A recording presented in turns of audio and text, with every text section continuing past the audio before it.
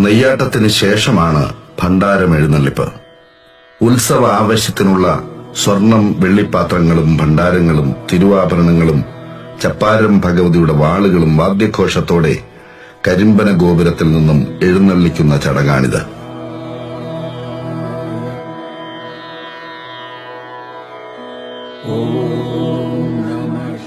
അമ്മാറക്കല്ലിൽ നാം കാണുന്ന പെരുങ്കുടയും ക്ഷേത്ര ആവശ്യത്തിനുള്ള മറ്റ് കുടകളും നിർമ്മിച്ച് കണിയ സമുദായക്കാർ എഴുന്നള്ളിച്ചെത്തിക്കുന്നതാണ് കുടയെഴുന്നള്ളത്ത്.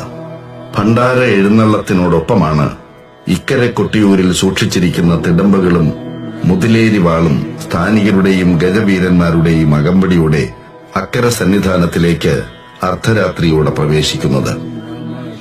മറ്റ് ക്ഷേത്രങ്ങളിൽ നിന്നും വ്യത്യസ്തമായി കൊട്ടിയൂരിലെ ചടങ്ങുകൾ ജ്യോതിശാസ്ത്ര വിധിപ്രകാരമുള്ള സമയ വ്യത്യാസത്തോടെയാണ് നടക്കുക.